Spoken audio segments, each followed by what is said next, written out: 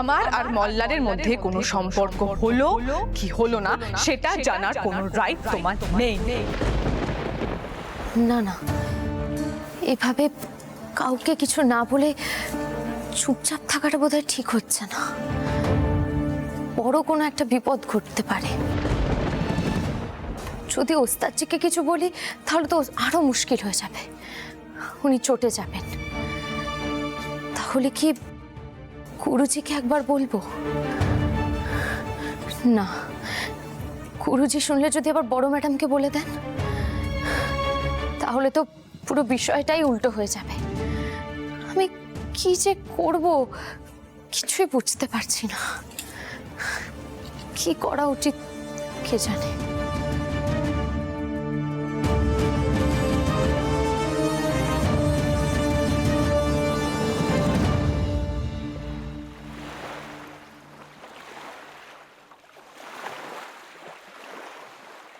তুমি এখানে দাঁড়িয়ে আছো? না মানে তোমার ওস্তাদজি যে ঘরে একা একা দাঁড়িয়ে আছে এটা তোমার মনে পড়ে না? না মানে আমি জানতাম আপনি এখানেই আসবেন। ও তুমি জানতে আমি এখানে আসবো, তাই তুমি আগে থেকে এখানে এসে দাঁড়িয়ে আছো। তবে পিলু, আমি তোমাকে বলে দিতে পারি তুমি এখানে দাঁড়িয়ে দাঁড়িয়ে কি ভাবছো বলি। তুমি এখানে দাঁড়িয়ে দাঁড়িয়ে মল্লার রঞ্জাকে নিয়ে আকাশ পাতাল ভাবছো। কি ঠিক বললাম? কবে আর আপনার কাছে কিছু গোপন করতে পারলাম ওস্তাদজি? আপনার কি মনে হয় ব্যাপারটা বাড়ির সকলকে জানাতে পারি? না পিলু, বলো না। তেমন কিছু প্রমাণ নেই আমাদের হাতে। এখন তুমি যদি এখন কাউকে কিছু জানাতে চাও তাহলে কিন্তু তুমি নিজেই ফলস পজিশনে পড়ে যাবে, সেটা আমি চাই না। তোমাকে তুমি বারণ করে দিলাম পিলু।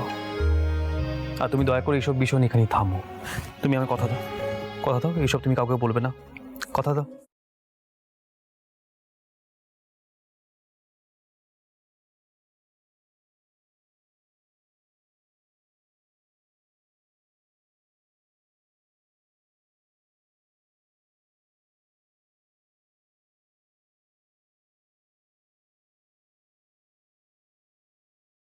আমি কথা দিচ্ছি ওস্তাদজি, আমি বাড়িতে কাউকে কিচ্ছু বলবো না। তাই সই। পিলু, তুমি আমাকে পাগল করে দেবে জানো তো। তুমি এখন কাউকে কিছু বলতে চেও না প্লিজ। দেখো পিলু, আমি চাই না তোমার কোনো রকম অসম্মান হোক। কেউ তোমাকে অযথা কথা শোনাক সেটা আমি চাই না, আমার ভালো লাগবে না পিলু, তাই বলছি। জানি ওস্তাদজি, আমি কাউকে বলবো না।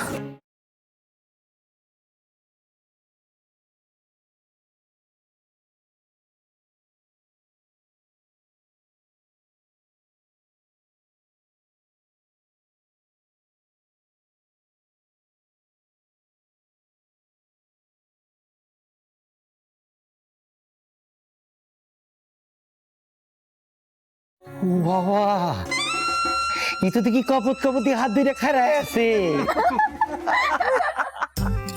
তোমার আমার জীবন বিনা এক তারেতেই বাঁধা, হে রাধা একেবারে হাতে হাত ধইরা।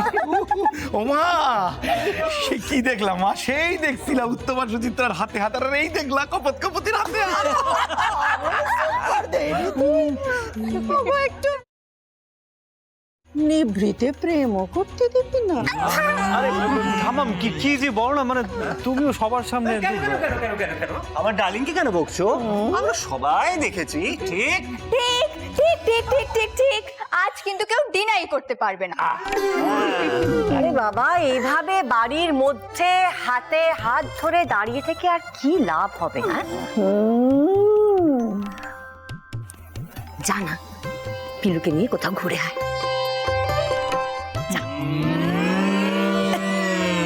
কিন্তু একখান কথা আছে, কথাখান হইতে থেকে পিলু রানীরে কি এত সহজে আমরা ছাড়বো, নাকি আহিরে আমরা এত সহজে ছাড়তে পারি?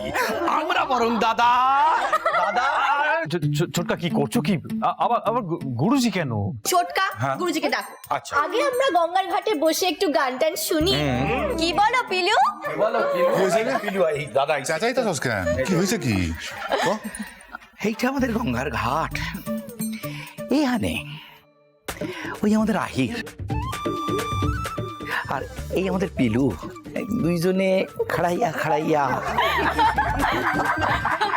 হ্যাঁ তো কি বল আরে ছোটকা, মানে কেন এসব কথা এখন তুলছো গুরুজির সামনে, বলো তো? যেটুখানি কইলাম তোমারে হাফ কইলাম, ধর। হ্যালো, পালানো যাবে না একদম।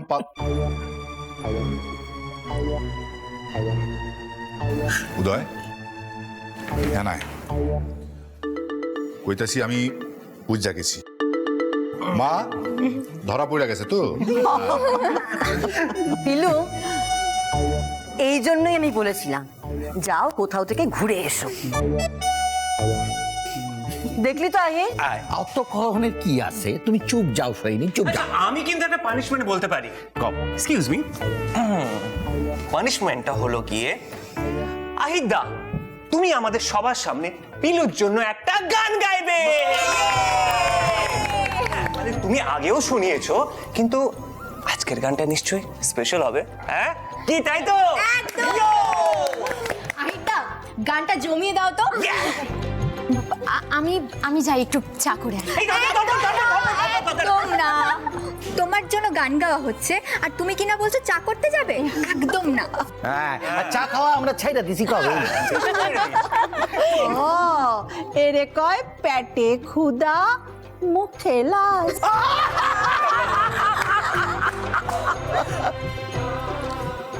কিরে আহি ধর, বাহ, চলো বসে পড়ো।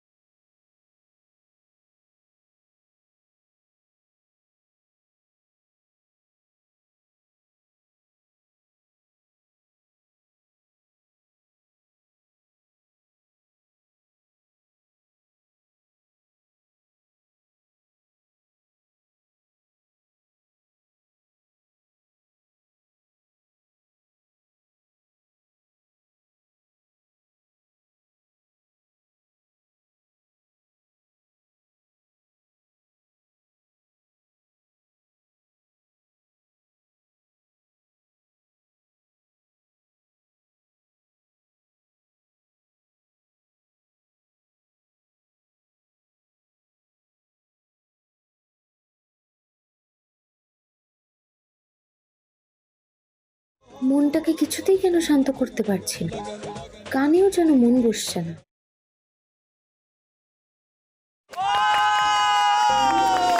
আহিদা, আহিদা, আহিদা, আহিদা, আহিদা, আহিদা, আহিদা।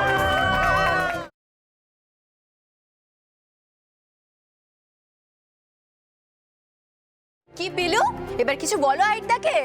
হ্যাঁ পিলু, বলো কিছু।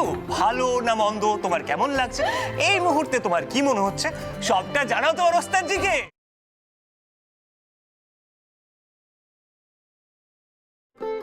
বলছিলাম ওস্তাদজি, আমাকে একটু কলকাতায় নিয়ে যাবেন?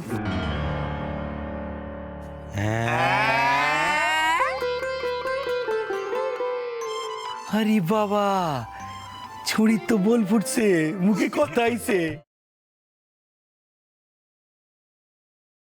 আইর আর খাড়ায় আছো কেন? খপ করে হাত কান্না ধইরা একবারে কলকাতা ঘুরে নিয়ে আসো, বউয়ের আবদার মিটাও। যাই, দুজনে মিলে একটু ঘুরে আয়। আর তেমন হলে আজ রাতে ফিরতে হবে না, আনন্দ করে আসা।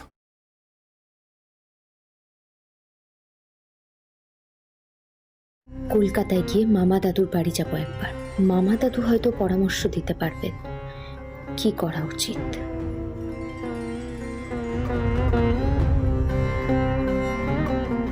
লজ্জা পেয়ে গেছে।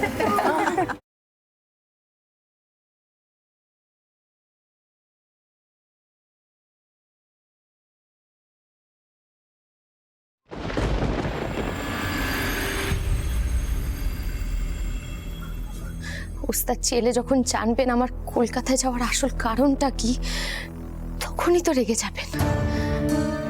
কিন্তু এছাড়া তো আর কোনো উপায় নেই। একমাত্র মামা দাদুই পারবেন কোনো একটা পরামর্শ দিতে। হে বজরংবলী, তুমি সাহস দাও আমাকে, আমি যেন ওস্তাদজিকে সবটা বুঝিয়ে বলতে পারি, উনি যেন খুব বেশি রেগে না যান। জয় বজরংবলী। পিলু,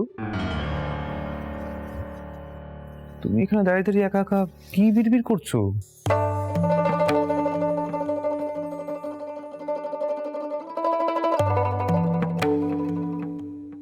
ওস্তাদজি, বলছিলাম আমরা একবার মামা দাদুর বাড়িতে যেতে পারি?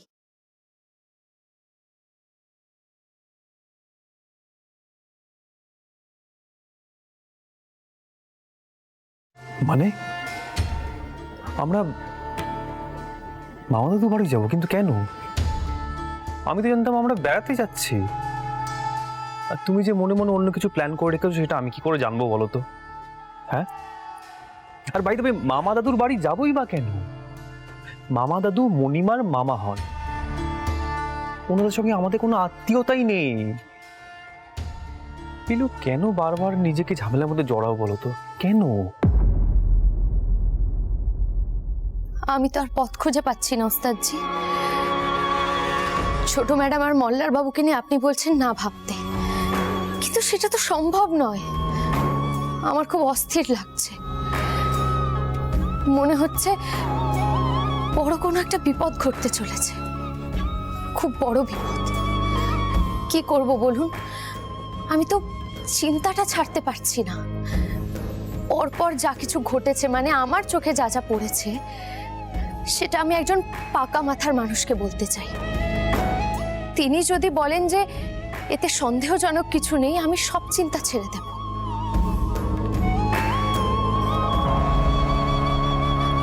ওস্তাদজি, মোল্লার বাবু যে খুব খারাপ মানুষ এ বিষয়ে আমার এতটুকুও সন্দেহ নেই, কিন্তু সেই খারাপ মানুষটা যে কতটা ক্ষতি করেছে বা আদৌ কোনো ক্ষতি করেছে কিনা সেটা জানার তো উচিত, তাই না? কিন্তু তুমি যে বলছো মামা দাদুকে সবটা জানাবে, উনি তো পরক্ষণেই মণিমাকে সবটা বলে দেবেন, তখন কি হবে? আবার তোমাকে সেই এক কথা শুনতে হবে যে তুমি তোমার লোভের জন্য মল্লারকে বদনাম করতে চাইছো। এইসব কথা শুনে তোমার ভালো লাগবে বলো?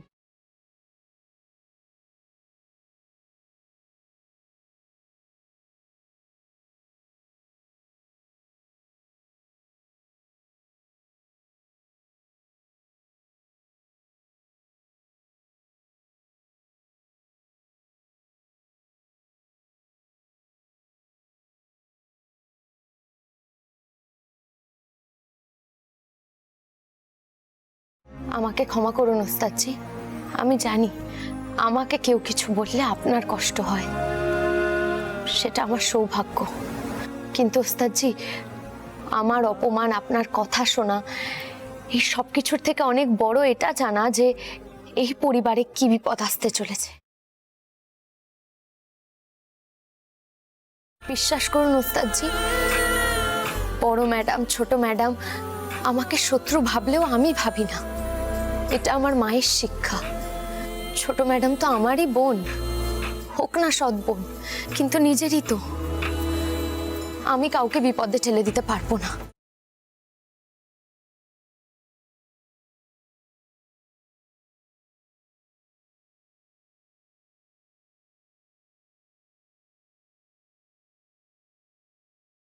কি আর বলি বলো তো? চলো মামা দাদুর বাড়ি যাওয়াই যাক।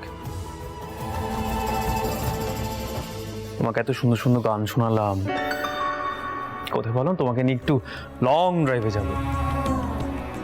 যদিও বা এই সমস্ত জিনিস আগে আমি কখনো করিনি, মানে প্রথমবারই আমি তোমার কাছে চাইলাম। পিলু, তৈরি হয়ে নাও, আমি আসছি।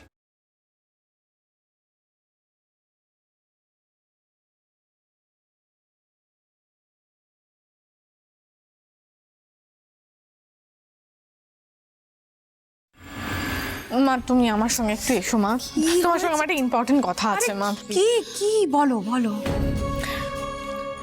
শোনো না, বলছি আমি যেটা তোমাকে বলবো তুমি সেটা আগে মন দিয়ে শুনবে, তারপর তুমি রিয়্যাক্ট করবে, তুমি শকড হবে, কিন্তু এটা ছাড়া আমার কাছে আর কোনো উপায় ছিল না মা। মানে কি করেছো রঞ্জা? মা মা আমি রেজিস্ট্রি ম্যারেজ করেছি।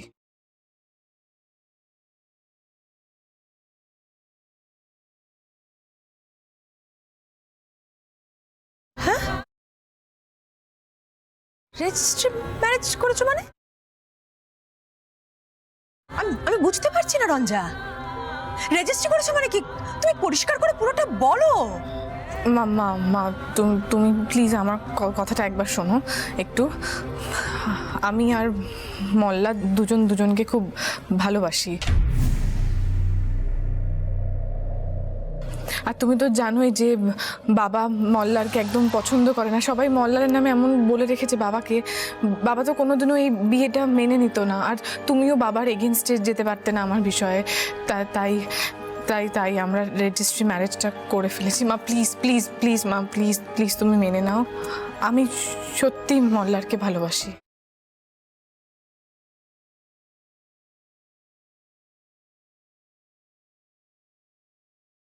ম্যাম,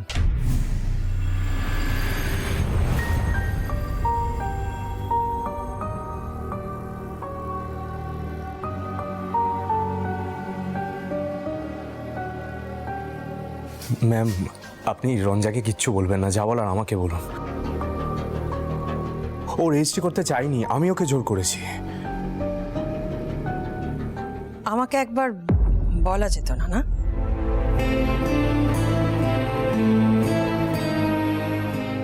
একেবারে রেজিস্ট্রি করে চলে এলে, এটা একটু বাড়াবাড়ি হয়ে গেল না? কি করবো ম্যাম, আমি কোনো ঝুঁকি নিতে পারিনি। গুরুজি আমাকে পছন্দ করেন না, যদি শুনতেন আমরা একে অপরকে ভালোবাসি আরো চটে যেতেন। আমি রঞ্জাকে ছাড়া থাকতে পারবো না ম্যাম, বিশ্বাস করুন আমি ওকে খুব ভালো রাখবো।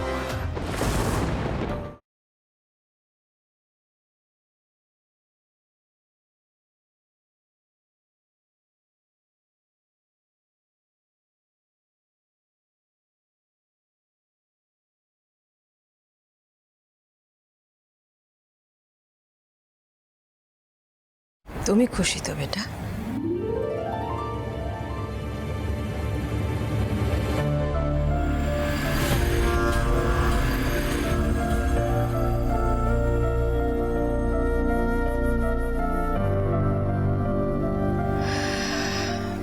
বেশ, তাহলে আমাকেই সব সামলাতে হবে।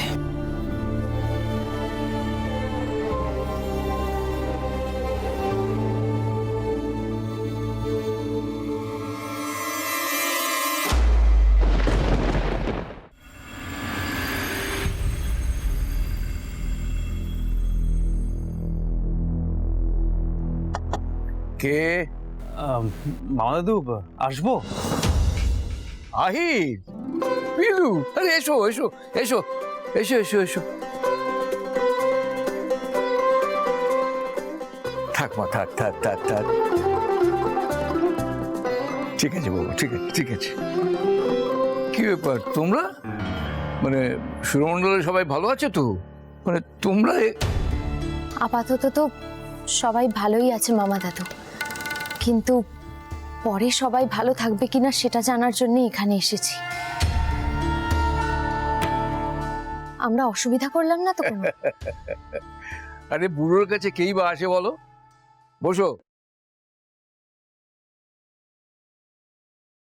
বলো কি খাবে বলো। না না, আমরা কিছু খাবো না, তবে এক কাপ চা হলে মন্দ হয় না। বেশ, চাই খাও। আসলে মামা দাদু ইদানিং বাড়িতে এমন এমন ঘটনা ঘটছে, যেটা দেখে পিলুর মনে হচ্ছে বড় কোনো বিপদ হতে পারে।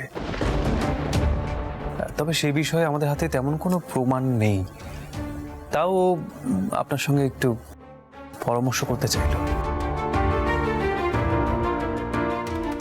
পিলু, তুমি যে বুদ্ধিমতী মেয়ে সে পরিচয় আমি পেয়েছি। অন্য যে কেউ হলে নিজের পরিচয় জানিয়ে দিয়ে অধিকার দাবি করত, কিন্তু তুমি আদিত্যের মেয়ে এটা জানার পরেও সবটা গোপন করে রেখেছিলে সংসারের শান্তি বজায় রাখার জন্য। তোমার মতো মেয়ে যখন এতদূর ছুটে এসেছে তখন নিশ্চয়ই গুরুতর কিছু একটা ঘটেছে। তুমি সবটা বলবে, কিচ্ছু বাদ দেবে না। বল। মামা দাদু, বড় ম্যাডামের না মাথার ঠিক নেই। সবে থেকে উনি আমার আসল পরিচয়টা জানতে পেরেছেন, ওনার না কোনো জ্ঞান নেই। উনি বুঝতে পারছেন না কাকে বিশ্বাস করবেন আর কাকে বিশ্বাস করবেন না। উনি সব বোধ বুদ্ধি হারিয়ে ফেলেছেন, আর ছোট ম্যাডামও সেই পথেই হাঁটছেন। মল্লার রায় চৌধুরী বলে একজন সুরমণ্ডলে এসেছেন, তিনি না একদম ভালো লোক নন মামা দাদু, একদম ভালো লোক নন। ইয়ে পিলু, এক মিনিট, একটু আস্তে আস্তে বলো। মামা দাদু তো কিছু বুঝে উঠতে পারবেন না। আমি বলছি আসলে মণিমা মল্লারকে সুরমণ্ডলে নিয়ে আসে আমায় জব্দ করার জন্য।